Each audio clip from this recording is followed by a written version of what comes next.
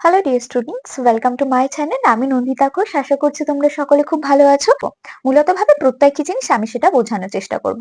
মনে রাখবেন, আমাদের যখন একটি শব্দ বা শব্দগুচ্ছকে তৈরি করতে হয়, তখন কিছু কিছু সময় আমরা সেই শব্দ বা শব্দগুচ্ছ তৈরি করার ক্ষেত্রে শব্দ প্রকৃতি বা ধাতু প্রকৃতির শেষের দিকে অর্থাৎ উত্তরে কিন্তু আমরা কি যুক্ত করছি, যে বর্ণ বা বর্ণ সমষ্টিকে যুক্ত করছি তাকে কিন্তু আমরা প্রত্যয় বলে থাকি।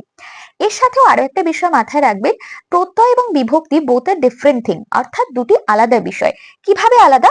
প্রত্যয় যেটা রয়েছে সেটা হচ্ছে শব্দ তৈরি করতে প্রয়োজনীয় একটা বিষয়বস্তু, কিন্তু বিভক্তি হচ্ছে সেই বর্ণ বা বর্ণগুচ্ছ যা একটি শব্দকে বাক্যে ব্যবহৃত হবার যোগ্যতা অর্জন করে, অর্থাৎ যেটা পদ হচ্ছে।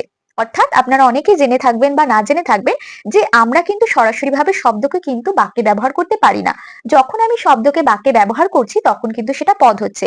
তাহলে দুটো ফ্যাক্টকে মাথায় রাখবেন। প্রত্যয় হচ্ছে সেই বিষয়বস্তু যার দ্বারা একটি নতুন শব্দ তৈরি করা সম্ভব।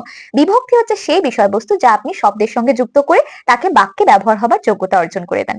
আশা করছি ফ্যাক্টটা আপনার ভালো লাগলো এবং কাজে লাগবে বলে। যেহেতু সামনে এসএলএসটি পরীক্ষা রয়েছে, সেহেতু এই ছোট ছোট ফ্যাক্ট আমি আপনাদের সাথে শেয়ার করতে থাকবো। আশা করছি আপনাদের কাজে লাগবে বিষয়গুলো। অবশ্যই জানাবেন কেমন লাগবে।